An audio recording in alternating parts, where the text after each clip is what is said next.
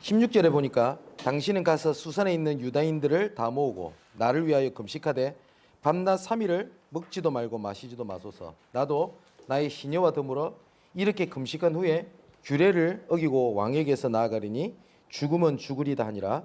모르드게가 가서 에스더가 명령한 대로 행하니라 라고 되어 있습니다.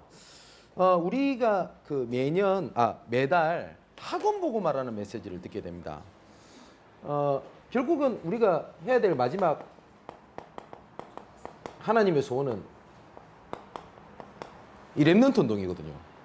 그래서 우리가 매달 마지막 주는 우리가 학원 보고만 메시지를 좀 가지고 우리 교회의 계층별로 어떻게 인도받아야 될 건지, 그리고 언약을 어떻게 붙잡아야 될 것인지를 전체로 우리가 좀 말씀을 붙잡는 시간이 좀 돼야 되겠습니다.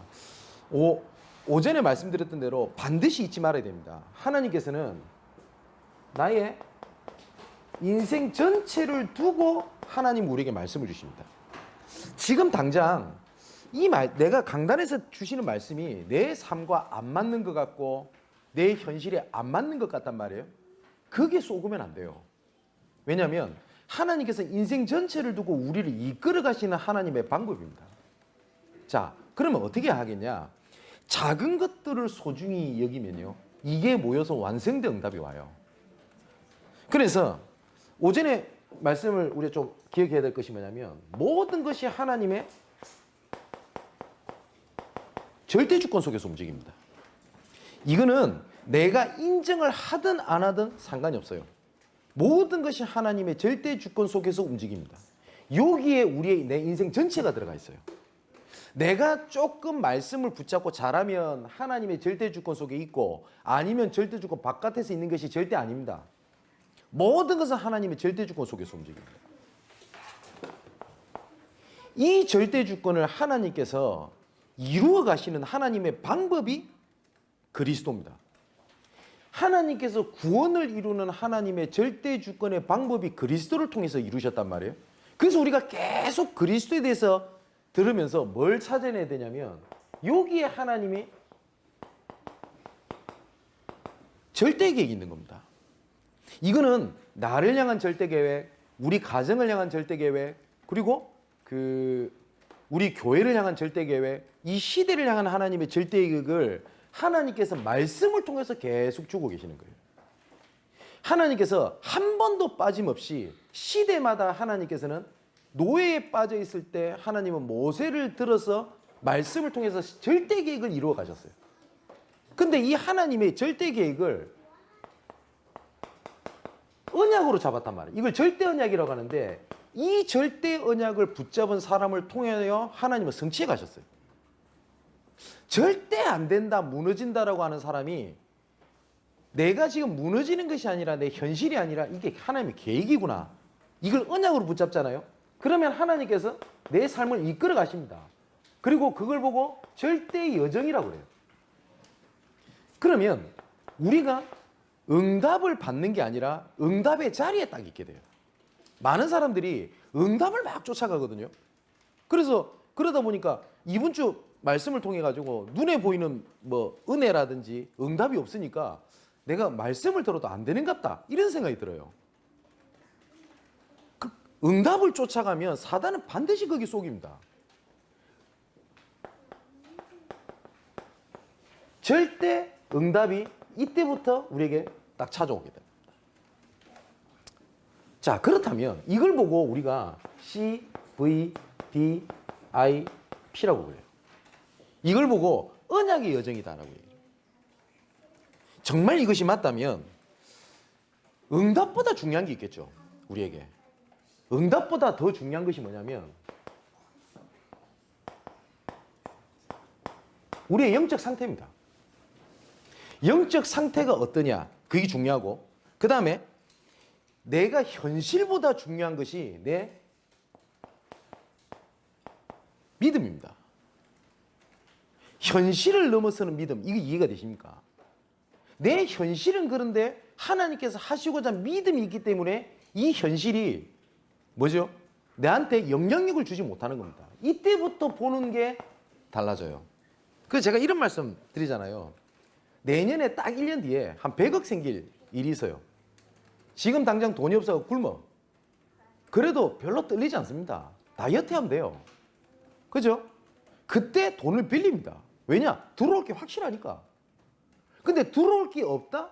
그러면 지금 당장 눈앞에 10,000원짜리 하나 빌리는 것도 떨립니다. 왜냐? 돈 들어올 게 없는데요.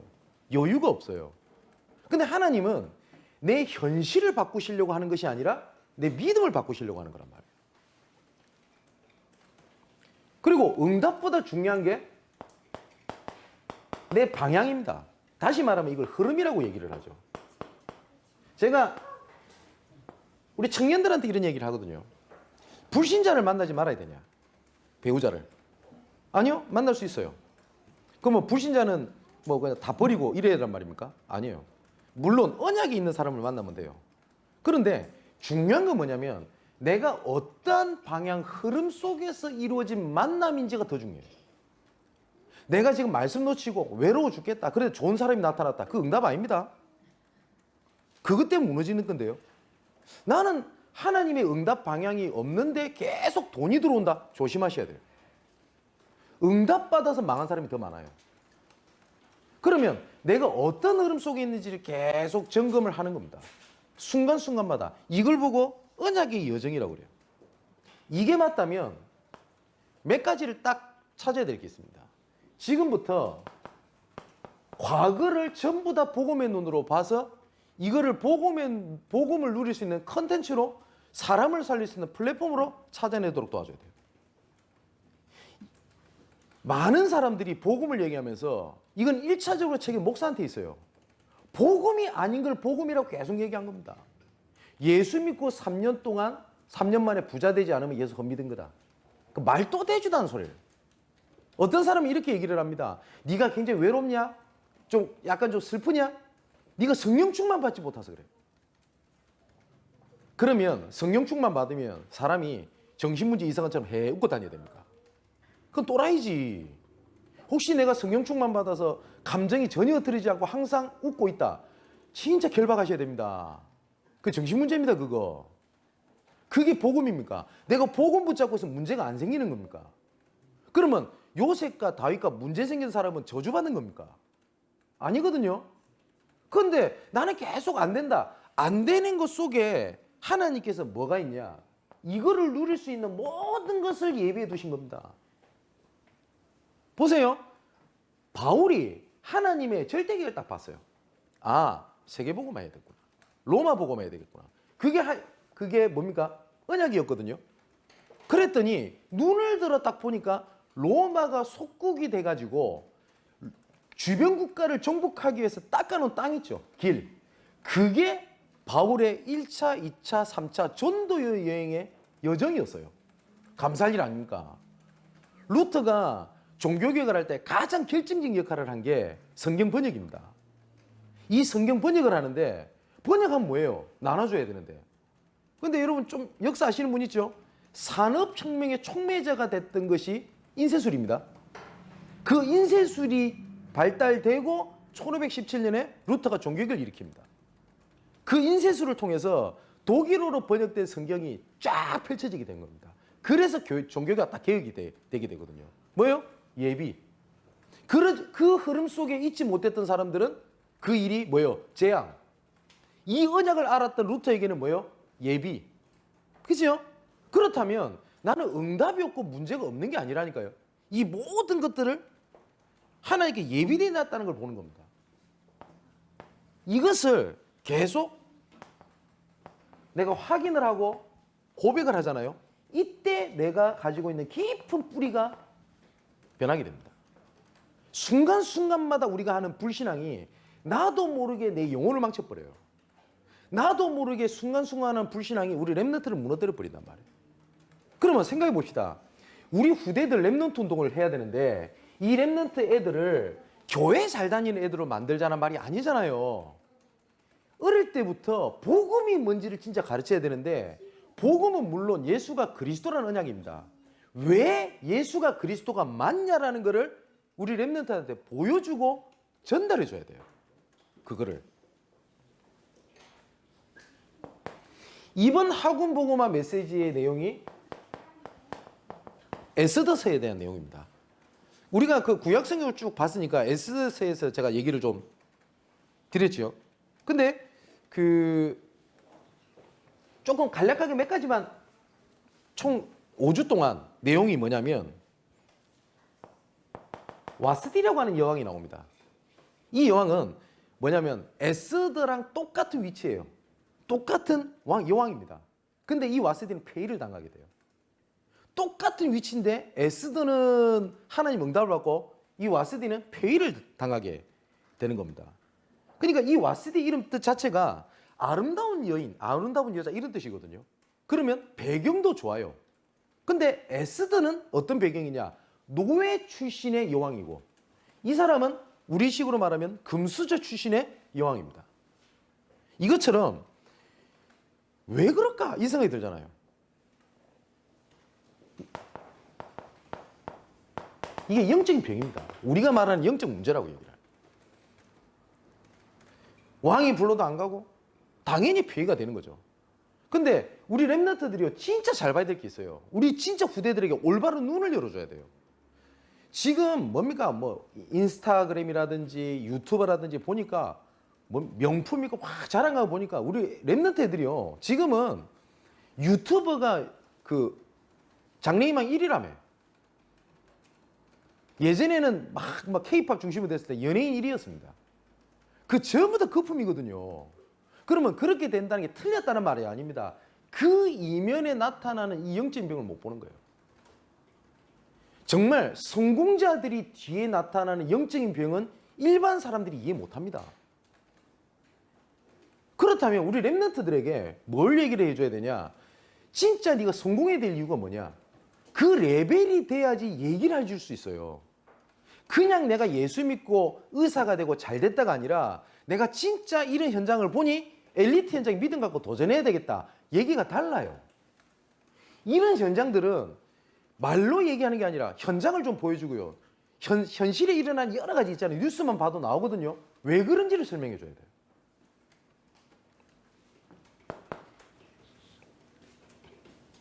근데 두 번째로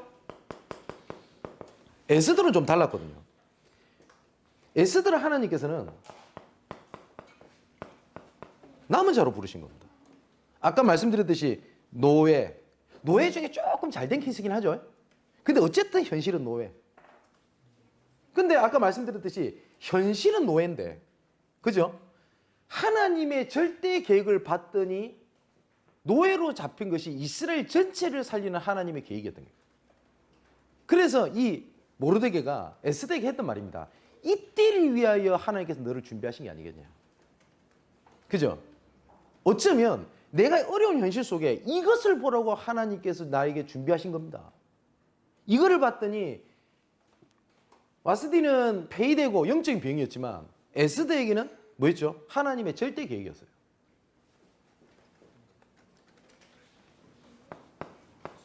뭐 와스디뿐만 아니라 미리옥에 쓰면 하만이라는 사람도 마찬가지입니다. 제가 에스더 설명할 때 하만에 대한 얘기를 좀 드렸죠. 이 하만은 일평생 상처를 갖고 살아가요. 그래서 모르드게 중심으로 이스라엘을 무너뜨리려고 하는 것이 그 윗대의 손주에 대한 상처입니다. 꼭 뭐하고 갔냐면은 나는 일제시대 때 일제에게 억압을 당하지 않았는데 밑에 후손들이 일본을 미워하는 거 비슷해요. 이걸 갖고 이스라엘을 무너뜨리려고 하거든요. 보세요. 다 가지고 있었는데 요겁니다. 영적인 병. 근데 모든 사람들은 이걸 보고 손가락질하지만 하나님께서 이 사람을 살리라고 에스더를 남은 자로 불렀다는 거예요. 우리 후대들에게 그걸 보여줘야 돼요. 제가 매번 말씀드립니다만은 우리 자녀들에게 친구 골라 사귀라. 쟤는 나쁜 애니까 쟤랑 사귀지 마라. 그런 거 절대 가르치지 마세요. 애들 버리는 겁니다, 그거. 우리 애는 깨끗해야 되고 좋은 사람만 만나야 되고 훌륭한 사람만 만나야 되고 그러면 버려지는 렘넌트 어떻게 살립니까? 그때를 위하여 하나님께서 너를 준비한 거다. 도와라. 조금 어렵게 하냐? 괜찮다. 도와라. 그런데 거의 대부분 부모들이 그렇게 가르치지 않았어요. 좋은 사람만 만나라. 그럼 우리 내 자녀가 안 좋은 애면 어떡할 겁니까? 망하란 말입니까? 이거를 가지고 하나님께서 불임절을 제창을 하시거든요. 하나님께서 뭡니까? 남은 자를 통해서 복음에 대한 흐름, 복음에 대한 문화, 이걸 바꾸신 겁니다. 이게 총 5주간이지만 간단하게 제가 설명을 좀 드린 겁니다. 자, 이 언약을 가지고 11월 한 달 동안에 우리가 같이 기도해야 될 계층별로 우리가 어떻게 언약을 잡아야 되겠냐. 제가 2주 전에 좀 말씀을 드렸습니다만은 우리 태영아 사역을 조금 구체적으로 좀 준비할 좀 필요가 있어요. 지금 당장 뭐 민재라든지 그다음에 지유, 그다음에 우리 이은혜 집사 태중에 이름 태명이 뭐래도 뚜두래. 무슨 뜻이냐 모른대. 어쨌든 우리 뚜두. 그러면 이런 어린애들이 말씀을 듣거나 이해하기는 어렵습니다. 그럼 얘들 위한 뭐 특별한 성경이 있는 것도 아니에요. 하지만 이 태양은 부모약입니다. 그대로 전달됩니다. 왜냐? 가장 배에 품고 있고 가장 옆에서 영향력을 주기 때문에 부모약이거든요. 성경의 몇 가지 얘기를 들면 요게빗이 가지고 있던 언약입니다. 레위 남자와 레위 여자가 장가들어 아기를 낳거든요. 그게 모세입니다. 이 레위 지파는 하나님의 제사를만 전담적으로 했던 지파거든요. 지금으로 말하면 목회자 집안입니다. 그러면 분명히 이 요게벳이 모세를 품고 해줬던 얘기가 언약이 있을 겁니다. 그리고 광주리에 나일강에 띄워보낼 때 잘 살아라 우리 아들아 이리 보냈을까요? 분명히 아닐 거라고 봅니다. 나중엔 모른 척하고 모세의 유모로 들어가게 되죠. 그러면 모세를 끌어안고 네가 왕자가 되면 나를 좀 기억해줘 이랬을까요? 레위 지파가? 아닙니다. 그 부모 언약이 모세에게 들어간 겁니다.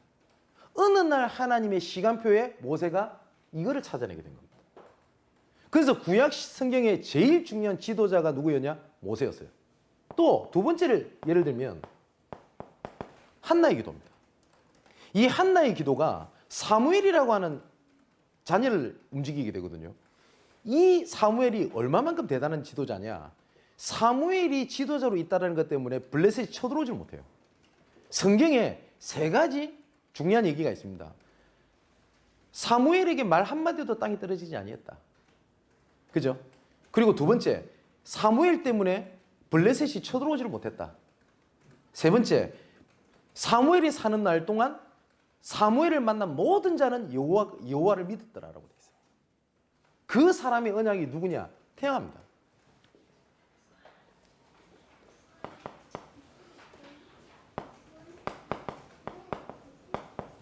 유치부입니다.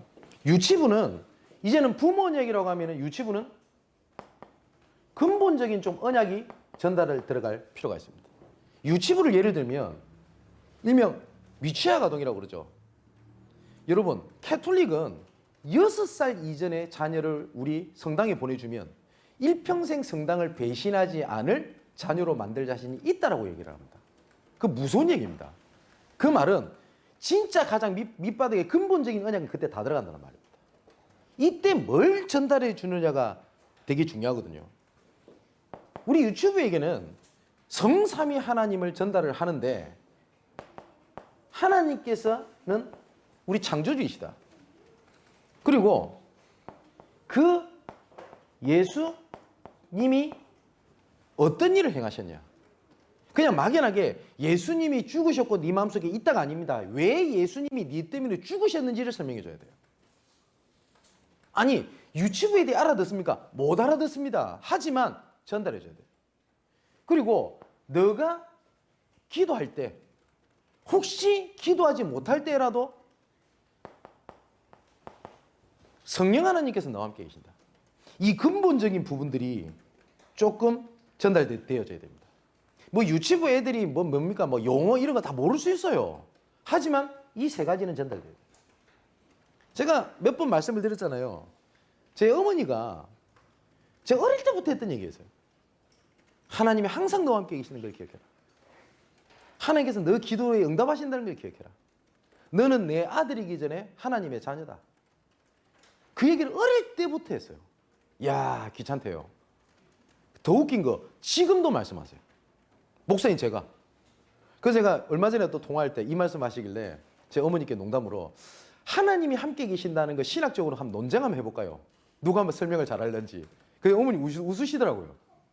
그러니까 쟤는 아무리 제가 뭐 나이 많은 목사가 돼도 어머니 입장에서는 그냥 어린 아들이에요. 그죠? 근데 지금도 말씀하신다니까요. 그래서 저는 단 한 번도 하나님이 내 옆에 없다라는 것 때문에 흔들려 본 적이 없던 것 같습니다. 그렇게 어릴 때 방황을 해도 그래도 하나님은 살아계십니다. 그게 근본 언약입니다. 자, 이제는 초등부로 넘어가게 되면 이 초등부에서는 조금 기초적인 메시지들이 조금 전달해 줄 필요가 있어요. 쉽게 말하면 이겁니다. 우리 다락방에서는 조금 나은데 왜 꼭 예수만 믿어야 되냐? 라고 물어보면 일반 교회에서 만일에 장로님이 이걸 안 믿으면 구원 못 받은 거예요. 그럼 대화가 안 되는 거고 분명히 예수만 믿어야 된다는 사실을 압니다. 그런데 왜 그런지를 설명을 못 해요. 대부분. 똑같이 한번 생각해 보세요. 성령 충만이 뭐냐 했을 때 여기 성령 충만해서 여기 계신 분들이 질문하면 답변이 다 다를 겁니다. 그죠? 그러면 우리 초등부 학생들한테 성령 충만 받으세요 하면은 애들은 그냥 듣습니다. 근데 이 성령 충만이 좀 뭔지를 좀 기초적으로 좀 전달이 좀 돼야 돼요. 왜 에스더가 하나님께서 응답하실 수밖에 없었든지 그냥 막연하게 예수 믿으면 성공한다 이렇게 가르치면 안 돼요. 그건 성공신학이에요. 틀린 거예요. 왜 성공의 자리에 하나님께 올려두셨는지에 대한 기초적인 언약이 조금 전달이 좀 돼야 됩니다. 이때는 조금 신분, 권세, 이런 기도 이런 부분이 있지 않습니까? 이런 부분들이 조금 이제는 기초적인 부분들이 조금 이해가 좀 돼 있어야 돼요. 이렇게 되면 나중에 청소년 시기로 올라가잖아요. 청소년 시기는 조금 얘기가 달라집니다. 청소년 시기에서는 이때는 조금 좀 빠른 친구들은 초등학교 때부터 좀 드러나는 경우도 있지만 거의 중고등학교 때는 치유 대상자와 좀 엘리트 방향으로 도와줘야 되니까 구분이 좀 됩니다. 그러면 치유 대상자는 틀린 거고 좀 아래고 좀 엘리트 사이가 해야 될 것은 위란 말이냐? 그게 아니에요. 오늘 오전에 말씀드렸던 대로 청소년 시기 때는 하나님께서 왜 나를 불렀냐? 청소년 시기 때 최고의 응답은 저는 이거라고 생각합니다. 비전. 하나님께서 왜 불렀냐? 비전이 있는 사람은 흔들리지 않습니다. 제가 지금도 기억나는 게 우리 인혁이가 어릴 때 그래서 처음으로 제가 중학교 1학년 때인가 제가 말씀을 줬던 기억이 있어요. 아마 기억할지 모르겠는데 저는 그때 처음으로 인혁이한테 혼자 딱 앉혀놓고 제가 무슨 말을 해줬는지 저는 딱 두 가지가 기억납니다. 첫 번째가 비전이었고 두 번째가 잠언 1장 7절이었어요. 여호와를 경외하는 지식의 근본이다. 그러면서 제가 이 얘기를 종종 해줬던 기억이 납니다. 나중에 하나님이 성공할 건데 성공시킬 건데 그럼 주변에서 물어볼 거다. 야, 니 어쩌다가 이렇게 잘 됐냐? 그랬을 때 내 인생 스토리 얘기라고 자랑하지 않고 하나님께서 내가 그날을 나는 기도하고 있다. 나 그 얘기를 되게 많이 했었어요. 저 지금도 똑같습니다. 우리 랩런트들이 나중에 성공할 겁니다. 응답 받겠지요. 그러면 어떻게 하나님께서 그날을 가만히 눈을 감고 이리 생각을 하면요. 그렇게 눈물이 나요. 반드시 그런 날은 올 겁니다. 그걸 위해서 우리가 랩런트 운동을 하자는 거예요. 자, 다섯 번째로 청년 때는 조금 얘기가 더 달라질 수 있습니다. 이거 청년들 제가 낙심하란 말은 아닙니다. 청년 시기 때 뭐 해보겠다. 늦었어요. 그럼 늦었기 때문에 포기하란 말이 아니에요. 늦었기 때문에 시급하고 중요하다는 말이에요.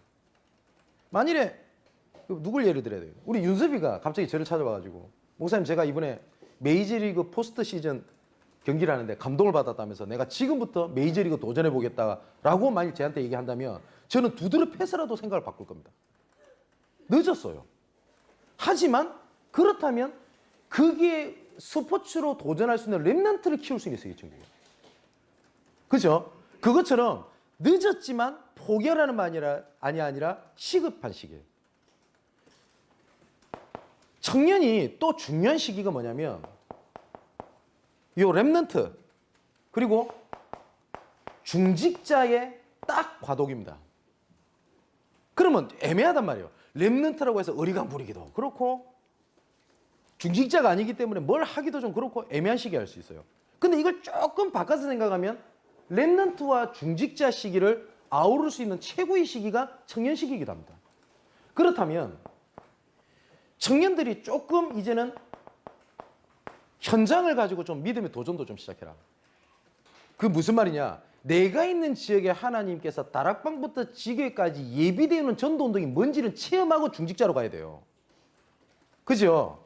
근데 거의 대부분이 중직자가 됐는데 전도 현장에서 응답을 보지 못하고 중직자가 되다 보니까 뭐냐면 교회를 잘 다스리고 이끌어가고 규모 있게 하고 좀 분위기를 잡는다고 하는 것이 현장과 반대되는 일을 해버린다고요. 중직자들이. 우리 교회는 그럴 일은 없다고 저는 확신합니다. 우선 중직자 이러면 어떤 생각이 드냐면 나이 많은 할아버지라. 장로님 이러면. 저도 우선 장로님 이러면 저 구석에 앉아가지고 이게 아멘인지 조는 거지. 이러고 계시는 분. 그게 장로님이라. 권사님 이러면 할머니라. 그죠? 그게 아니라 진짜 현장 갖고 믿음의 도전을 하고 중추적 역할을 할 수 있는 체험을 할 수 있는 마지막 기회고 좋은 기회가 청년의 시기입니다. 그러면 이 청년이 랩넌트를 아우를 수 있기 때문에 조금만 태영아부터 청소년 시기까지 현장을 좀 도와줄 수 있고요. 또 반대로 중직자처럼 산업을 향해서 믿음의 도전을 할 수 있는 시기이기도 해요.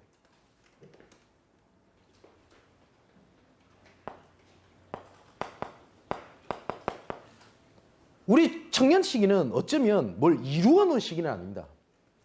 막 20대, 30대 초반에 막 뭐 결혼 앞두고 있는 청년들이 있는데 막 집이 있고 차가 있고 막 배경돼서 결혼할 수 있는 청년들은요 거의 없어요. 우리 대한민국에. 거의 소수입니다. 근데 결혼 딱 앞두고 있으면 딱 그 생각부터 들거든요. 하지 말고 믿음 갖고 도전하는 겁니다. 조금 내가 현장 갖고 믿음 갖고 도전할 때 생각을 한번 해보세요. 우리 청년들이 현장을 살리는 일 때문에 내가 직장에 최선을 다한다. 하나님께서 그냥 두시지 않습니다. 우리 청소년 랩런트들이 하나님의 미래를 두고 내가 학업에 대한 고민을 하고 있다. 하나님께서 그냥 두시지 않습니다. 공부를 잘하라가 아니라 그 하나님의 비전을 갖고 고민을 했다? 괜찮아요. 염려하지 말라고 성경이 되어 있지만 고린도후서 7장에는 생명 얻는 근심은 하라고 되어 있거든요. 그 비전을 향한 그 고민을 하나님께서 그냥 두시지 않습니다. 그래서 이 좀 현장 갖고 내 믿음 갖고 도전할 테니까 목사님 좀 도와주십시오. 얼마든지 제가 도와드리겠습니다. 그리고 시간 내서 가겠습니다. 우리 중직자들도 마찬가지입니다. 그리고 여섯 번째, 뭐 계층별로 하면 좀 그렇겠지만 우리 장년들 있지 않습니까? 이러면 우리 성도분들. 성도분들은 일평생 기도 제목이 경제 두고 기도하십시오. 이거는 뭐 돈 많이 벌어서 교회 헌금해라라고 수준 낮은 얘기를 하는 게 아닙니다. 제가 금요 메시지 때 이런 말씀을 드렸는데 제가 질문을 받았던 내용이에요. 여러분, 목사님 전도하는데 돈이 필요합니까? 예, 전도하는데 돈이 아무 필요 없습니다. 제가 혹시 어디 복음 전하러 가거나 이러면요, 뭘 챙겨주잖아요. 그게 그렇게 부담돼요, 저는. 그래서 어디 뭘 챙기거나 이러면 꼭 제가 하는 말이 있어요. 이거 챙기면 다음 주부터 안 오겠다고. 좀 되게 그래요. 전도하는 데는 돈은 필요 없습니다. 하지만 전도 운동을 하려면 경제가 필요합니다. 그렇다면 이 경제를 누구 손에 맡기겠냐? 사람인들에게 맡기는 겁니다. 우리 랩런트들이 이제 본격적으로 미션홈을 통해서 치유하고 훈련시키고 하려고 하면 돈이 필요합니다. 그러면 진짜 그 하나님의 계획이 맞다면 한 시대에 빛의 경제를 가지고 믿음 갖고 도전할 수 있는 중직자 산업인들은 나와줘야 된다고 생각을 해요. 그리고 그런 시간표가 저는 왔다고 생각을 합니다. 이제 결론을 맺겠습니다. 결론도 똑같습니다. 인생 전체를 두고 랩런트들에게 뭘 하는 거냐? 말씀을 전달하는 겁니다. 그리고 랩런트들이 이걸 딱 보도록 도와줘야 돼요. 조금 우리 교사분들은 랩런트들을 조금 그때그때 반응, 응답 있었다는 거에 업앤다운 되지 마시고요. 인생 전체를 두고 얘가 어떻게 하나님 인도하실 거를 보는 겁니다. 조금 랩런트 사역자들이 조금 답답할 수도 있고 힘들 수도 있어요. 왜냐하면 눈에 보이는 응답이 별로 없는 시기가 어쩌면 랩런트 시기입니다. 랩런트들은 미래의 제자지 현재의 제자가 아니에요. 눈에 보이진 않아요. 하지만 어떤 일이 일어나는지 모릅니다. 우리 랩런트 속에서요, 바울과 같은 제자 한 명만 일어나면 우리 교회는 세계복음하는 교회가 확실합니다. 아멘 안 하시네. 맞다니까요. 그리고 우리 청년들 중에 진짜 전도하려는 청년이 한두 명만 있어도 저희 교회는 진짜 세계복음하는 교회가 맞습니다. 맞죠? 그러면 이것을 위해서 우리 옆에 있는 사역자가 어떻게 돕냐는 거예요. 지금부터 이걸 놓고 계속 기도하셔야 돼요. 팀 구성. 어린이 사역자가, 유치부 사역자가 모든 걸 못합니다. 청소년부 사역자가 모든 걸 못합니다. 그러면 내가 어느 날 초등부 현장을 본 거예요. 들어가면 돼요. 그러면은 목사님 초등부 담당하시는 분에게 아니면 청소년 담당하시는 분에게 아니면 담임 목사님에게 뭡니까 보고를 하고 허락을 맡아야 됩니까? 그런 거 보고 안 해도 돼요. 그리고 혹시 사역하러 갔는데 문제가 일어났다, 그 문제 제가 보호해드리고 제가 책임지겠습니다. 목사님 제가 분명히 말씀드립니다. 진짜 전도하려고 했는데 문제 생겼다, 절대 이런 방구도 하지도 않고 진짜 돕겠습니다. 조금 문제 생겼다, 괜찮아요. 이번에 우리 윤태영 목사님이 어디 현장에 얘기를 갔는데 갈까요 말까요 얘기하길래 제가 똑같은 얘기를 들었어요. 그런 거 보고하지도 말고 통보만 해라 그랬어요. 괜찮아요. 가서 다락방 문이 닫혔습니다. 그것 때문에 왜 그것밖에 못했냐? 그럼 잘하면 전도문이 계속 열리고 안 되면 닫히고 모든 기준이 나한테 있습니까? 괜찮아요. 그래서 우리 교사분들이 꼭 교사를 안 세워도 됩니다. 필요한 사람들은 손을 내미세요. 그리고 내가 할 수 있는 부분이라면 손을 잡아주세요. 목사인 제가 세계복음만 다 못합니다. 제가 못하는 부분을 중직자 여러분이 할 수 있어요. 어쩌면 랩런트가 할 수 있어요. 우리 랩런트들 진짜 깊은 현장을 이해하는 거는요, 어쩌면 저보다 여기 있는 청소년부 있는 랩런트들이 저보다 훨씬 낫습니다. 그래서 이걸 보고 팀 구성이라고 그래요. 꼭 니는 내는 팀이다 라고 안 돼도 돼요. 그때 사람 살리는 일에 필요한 부분을 돕는 겁니다. 단 저한테 그냥 통보만 해주세요. 어떻게 돌아가고 있다는 걸 알아야 제 기도하니까. 허락을 맡아야 된다. 필요 없어요. 괜찮아요. 우리 교회는 그런 거 없을 거라 생각합니다. 만일에 우리 청년부 있는데 우리 청년부 현장에 현장을 가서 좀 도와야 되겠다. 이랬는데 우리 교회 지사님이나 다른 분이 가셨어요. 그랬더니 우리 청년부 담당하는 우리 배승 지사님이 왜 내한테 얘기 안 해? 내가 해도 되는데 삐지고 그럴 리 없어요. 저는 제가 착각인지 모르겠습니다만은 우리 교회는 그런 사람 없다고 저는 확신합니다. 아시겠죠? 랩런트 사역에는 랩런트 사역자가 있는 게 아니라 모든 사람들이 살리는 겁니다. 제가 이런 질문을 받았어요. 우리 교회는 왜 새가족부가 없습니까? 제가 굳이 만들자고 하면 제가 만들겠습니다. 하지만 저는 새가족반을 만들 생각이 없습니다. 왜냐? 새가족이 왔다. 새가족부 그 사람이 어떻게 그 사람 다 챙겨요? 모든 사람이 돕는 겁니다. 그걸 보고 팀 구성. 맞지요? 그렇게 가는 거예요. 제가 예전에 부목사 때 어떤 기관을 담당할 때 저는 새가족부만 안 만들었어요. 따로 새가족 다 아니잖아요. 모든 사람이 돕는 겁니다. 목사가 될 일은 제가 하면 되고요. 그죠? 남녀노소 입을 다 돕는 겁니다. 살리는 일에는 구분이 있으면 안 돼요. 살리는 일에는 단계가 있으면 안 되고 살리는 일에는 보고체계가 있으면 안 돼요. 살리는 데는 누구든지. 이번 11월 한 달 동안에 에스더서를 통해서 이렇게 랩런트 운동 계층별로 응답받고 또한 인생 전체를 놓고 말씀을 전달하는 여러분 되시기를 주님의 이름으로 축원을 드립니다. 나 하나님께 감사함을 드립니다. 랩런트 운동의 주역이 되게 하여 주옵소서. 랩런트 사역자라서 랩런트 현장 가는 것이 아니라 하나님의 소원이기 때문에 랩런트 살리는 데 전체가 하나 되게 하여 주옵소서. 어떻게 해야 될지를 고민하지 않고 반드시 말씀을 통해서 인도하실 하나님을 붙잡고 인도받게 하여 주시옵소서. 살아계신 예수 그리스도 이름으로 기도하옵나이다. 아멘.